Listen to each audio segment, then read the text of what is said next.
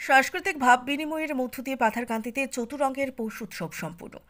গত দীর্ঘদিন পর সাংস্কৃতিক প্রেমীদের মনে সুস্থ সংস্কৃতির বার্তা নিয়ে নাচ, গান, নাটক এবং গুণীজন সম্বর্ধনার পাশাপাশি স্বেচ্ছায় রক্তদান কর্মসূচির মধ্য দিয়ে রবিবার সম্পূর্ণ হল পাথারকান্দি চতুরঙ্গের দুদিনব্যাপী বাৎসরিক অনুষ্ঠান পৌষ পার্বণ।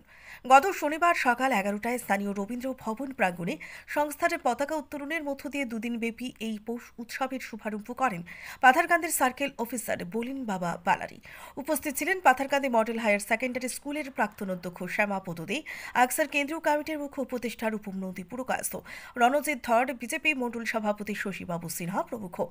পরে অনুষ্ঠানের নির্ধারিত কার্যসূচি অনুযায়ী দুদিনব্যাপী চলে প্রতিযোগিতামূলক সাংস্কৃতিক মহাযুদ্ধ।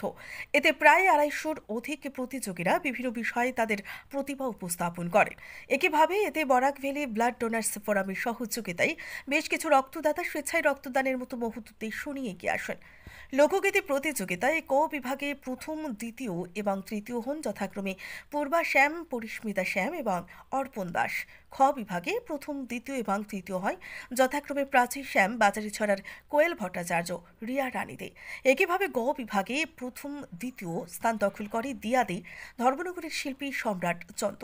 এই প্রতিযোগিতায় ক বিভাগে প্রথম, দ্বিতীয় ও তৃতীয় হন যথাক্রমে ফারবিন জান্নাত, সম্রাট সিংহ ও রৌনক সিনহা। খ বিভাগে প্রথম, দ্বিতীয় ও তৃতীয় হয় যথাক্রমে নবনীতা দেব, সুকন্যা দাস এবং রাজবীর দেবনাথ।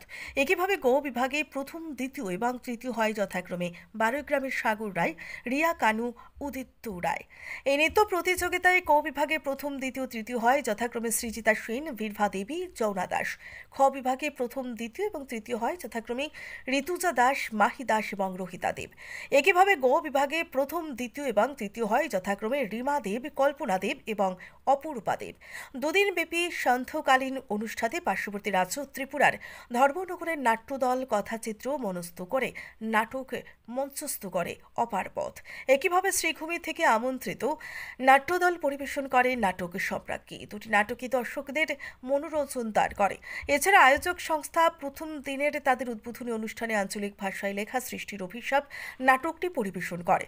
চতুরঙ্গের পক্ষ থেকে বিশিষ্ট 4 ব্যক্তিবর্গ সমাজের উল্লেখযোগ্য অবদানের জন্য সম্বর্ধনা হিসেবে সম্মাননা প্রদান করা হয়। তারা হলেন বিশিষ্ট শিক্ষিকা ছায়া রানী দাস, প্রবীণ নাট্যকর্মী পরিতোষ দে, শঙ্করলাল দে ছাড়াও প্রবীণ বিশিষ্ট খেলোয়াড় শঙ্করলাল দাস। দুদিনের সন্ধ্যায় স্থানীয় আমন্ত্রিত শিল্পীদের পরিবেশনায় পরিবেশিত হয় মন মাতানো বেশ কিছু নাচ, গান ও আবৃত্তি।